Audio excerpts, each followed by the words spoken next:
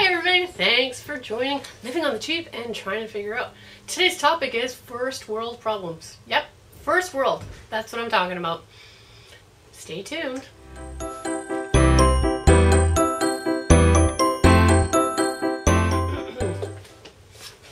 So, first world problems. You're like, what are we talking about? Taxes?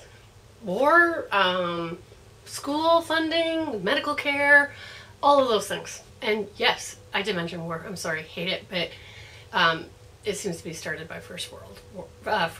Anyways, let's continue with the topic. So I was thinking, of all the debt that we have, if we didn't have debt, and then I thought, wait a minute, what do poor people do? And I'm not talking like poor people who live in our city who don't make enough money because they don't have the jobs or the qualifications, or there are no jobs in their area, or something happened, maybe their health wasn't at the best, so they couldn't keep working, so the bills caught up. I was thinking more like in Ethiopia, where there is no money anywhere. So the people can't get jobs because there is no money in the first place. Do they have debt?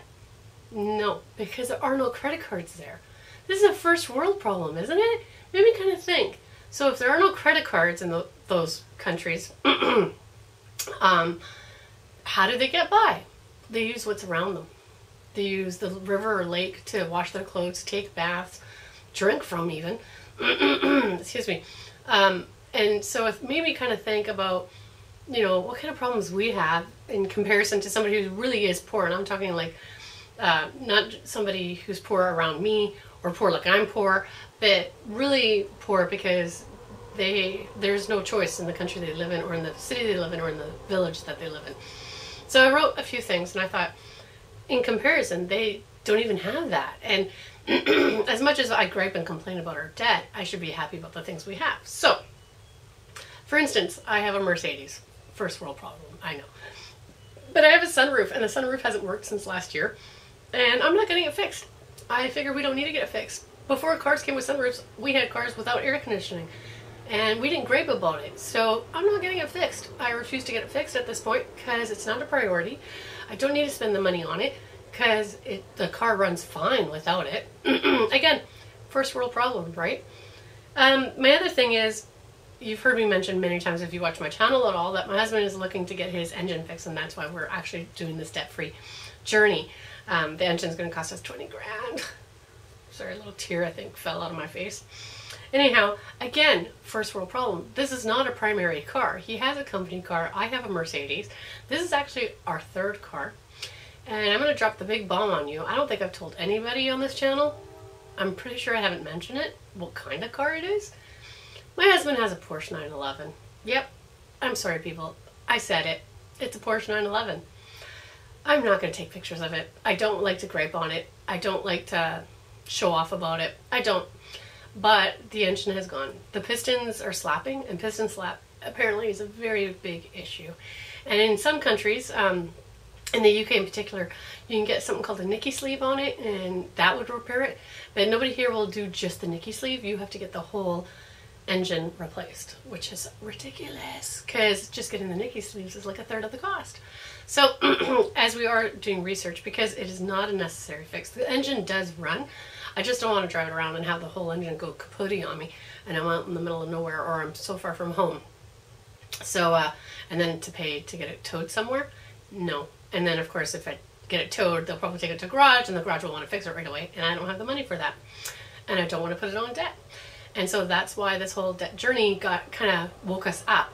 Because really, we make enough money that if we weren't in debt, we could save up a couple of months' worth and get that engine fixed pretty quickly. But because we do have so much debt, that we can't. So I don't want to go more into debt because of a third car. That is not a necessity. So, there, I said it. I dropped the big bomb. Again, first world problems, right? Like, who needs a third car? Really, we have two. Technically, we only have one in our name, but the other one's the company car, and he uses it all the time. So, that's the other thing. The debt. A lot of Canadians are in credit card debt. And I think I saw something that says it's like 60 cents for every dollar you make. For every dollar you make, you're 60 cents in debt. So if you make $10, you're, I don't know how that works. My math is terrible. But anyways, there's a lot of Canadian credit card debt. And then it made me think, I bet in those poor countries they don't have credit cards at all, which is almost a blessing in disguise because then they would have no consumer debt in those countries or villages or whatever. So it kind of made me, so then it made me think what I should be happy with and what I should be blessed, or I am blessed to have, but I got to remind myself to be blessed by. So we have the money to pay our bills. I have a house, I have our shelter, we have our heat, and we have electricity and internet. That's how you're seeing this, right? So I should be blessed, and I am blessed that we have these things. Like, this is wonderful things. I shouldn't gripe about all the debt we have because I do have all these things. The other thing is I can always feed my family. I am never out of food. There are times I will complain that, it's 3 or 4 days till payday and we're out of food. We're never that out of food. I always have something in the freezer. I always can make pancakes and spaghetti from scratch. So we're never completely out of food. And I know there are people that are out there that are, and I'm not trying to gripe or anything. Well, I am griping, but I'm trying not to show off here, or I'm just saying from my own personal feelings and how I perceive myself sometimes, or how I perceive our family. Got to stop comparing ourselves to the Joneses, and I hate it. I don't know where this comes from or why, but yeah, we have a lot of things, and that's why we have so much debt. It is because of all the things we have, and sometimes we should be happy with the things we have. We went into debt to get these things for a reason. We bought my husband his car for a reason. He always wanted one. We could afford it. We did buy it. We didn't, we did get a car loan for it. We've paid off the car loan, and now we just have to, well, actually we only have 6 months left of the car loan, and that will be paid off.